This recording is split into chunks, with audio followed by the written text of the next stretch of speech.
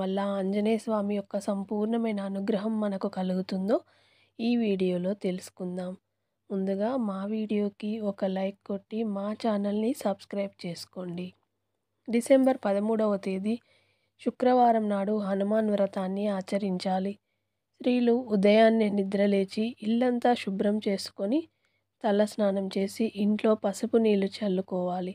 హనుమంతుని పూజను ప్రారంభించాలి. హనుమంతుని ఆశీర్వాదంతో పాటు శ్రీ మహాలక్ష్మి అనుగ్రహం లభించాలంటే ఇంటి గడపలకు పసుపు రాసి కుంకుమ బొట్లను పెట్టి ఇంటి ముందు అష్టదళ ముగ్గును వేసి ఇంటి గుమ్మం కలకలలాడుతూ ఉండేలాగా చూసుకోవాలి. ఈ శుక్రవారం రోజున ఏ ఇంటి గుమ్మం అయితే కలకలలాడుతూ ఉంటుందో ఆ ఇంట్లో లక్ష్మీదేవి తిష్ట వేసుకొని కూర్చుంటుంది. ఇక హనుమంతుని పూజ కోసం పూజా గదిని శుభ్రం చేసుకొని పూజా గదిలో ఒక ముగ్గు వేసి హనుమంతుని పటానికి గంధం బొట్లు పెట్టి ఎర్రని పుష్పములతో హనుమంతుని పటాన్ని అలంకరించుకోవాలి. ఇలా ఎర్రటి పుష్పములతో హనుమంతుడిని మనం పూజిస్తే మనకి ఆకస్మికమైన ధనప్రాప్తి వరిస్తుంది. ఆంజనేయ స్వామి పటం ముందు ఒక దీపం వెలిగించి నువ్వుల నూనెతో కానీ ఆవు నెయ్యితో కానీ దీపారాధన చేయండి. అప్పుల సమస్యలు ఉండేవారు హనుమంతుని పటం ముందు ఆవు నెయ్యితో దీపం వెలిగిస్తే అప్పుల సమస్యలన్నీ కూడా తీరిపోతాయి. విశేషంగా హనుమంతునికి దీపారాధన చేసేటప్పుడు ఈ రంగు వత్తులను వాడితే మీకు కుబేర రాజయోగం కలుగుతుంది. హనుమంతునికి దీపారాధన చేసే సమయంలో కుంకుమ నీటిలో తడిపి ఆ వత్తులను ఆరబెట్టి వాటితో దీపారాధన చేస్తే మీకు కుబేర రాజయోగం కలుగుతుంది. పట్టిందల్లా బంగారం అవుతుంది. అలాగే తీవ్ర పేదరికంతో బాధపడి అనారోగ్యంతో ఇబ్బంది పడేవారు కుంకుమలో కొంచెం కొబ్బరి నూనెను కలిపి ఆంజనేయ స్వామి పటానికి సింధూరంగా సమర్పించండి. ఇలా చేయడం వల్ల ఆర్థిక సమస్యల నుండి వెంటనే బయటపడతారు. అలాగే మంచి ఆరోగ్యం లభిస్తుంది. ఈ విధంగా ఇంట్లో పూజ చేసేటప్పుడు ఓం హనుమతే నమః అనే మంత్రాన్ని 21 సార్లు జపిస్తే జాతక దోషాలన్నీ కూడా తొలగిపోతాయి. ఆంజనేయ స్వామికి అత్యంత ప్రీతికరమైన వాటిలో తమలపాకులు ఒకటి కాబట్టి ఒక 5 తమలపాకులను తీసుకొని కుంకుమలో కొబ్బరి నూనె కలిపి 5 తమలపాకులపైన జై శ్రీరామ్ అని రాసి మీ పూజా గదిలో పెట్టుకోండి. ఈ హనుమాన్ వ్రతం రోజున ఎవరైతే ఈ పరిహారం చేస్తారో అలాంటి ఇళ్లల్లో సుసంపన్నంగా డబ్బు ఉంటుంది. ఇంట్లో డబ్బు కొరత ఏర్పడదు. ఆంజనేయ స్వామి ఆశీర్వాదం లభిస్తుంది. ఇక హనుమాన్ పూజలో నైవేద్యంగా అరటి పండ్లను నివేదించండి. ఈ విధంగా ఉదయం ఇంట్లో దీపారాధన చేసి సాయంత్ర సమయంలో ఇంటి గుమ్మం ముందు 2 దీపాలను వెలిగించండి. మీ ఇంట్లో ఎలాంటి కష్టాలు లేకుండా మీ కుటుంబం అంతా కూడా ఆయురారోగ్యాలతో జీవిస్తారు. మరీ ముఖ్యంగా ఈ హనుమాన్ వ్రతం నాడు ఆంజనేయ స్వామి ఆలయానికి వెళ్తే కోటి జన్మల పుణ్య ఫలితం లభిస్తుంది.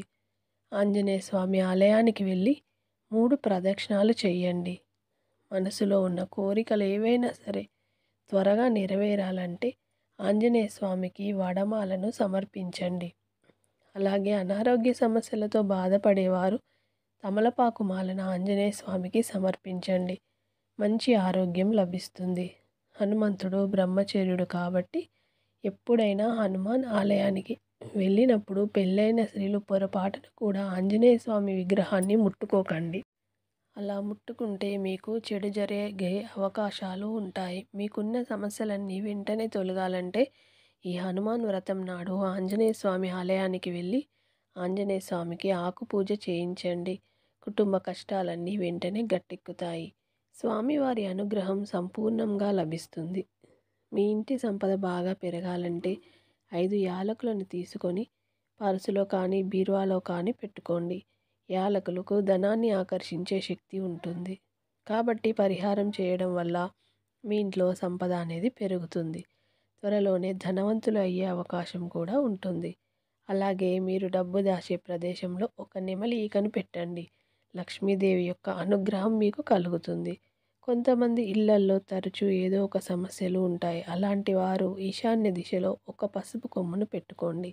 ఈశాన్య దిశలో పసుపు కొమ్మును ఉంచితే వాస్తు దోషాలన్నీ కూడా తొలగిపోతాయి. మీ ఇంటి ఆదాయం కూడా రెట్టింపు అవుతుంది. అప్పుల సమస్యలతో బాధపడేవారు ఈ హనుమాన్ వ్రతం రోజున హనుమంతుని పటం ముందు నెయ్యి దీపం వెలిగించి హనుమాన్ చాలీసా చదివితే మీ అప్పుల బాధలు తిరిగిపోతాయి. అలాగే మీ ఇంటి ప్రధాన తలుపు పైన పసుపుతో స్వస్తిక్ చిహ్నం వేయండి. పురాణాల ప్రకారం ఇంటి ప్రధాన ద్వారం పైన స్వస్తిక్ చిహ్నం ఉంటే మీ ఇంట్లోకి లక్ష్మీదేవి అడుగు పెడుతుంది. మీ ఇంటిపై నరదృష్టి తగలకుండా ఉండాలంటే ఇంటి గుమ్మం ముందు ఒక కలబంద మొక్కను వేలాడతీయండి.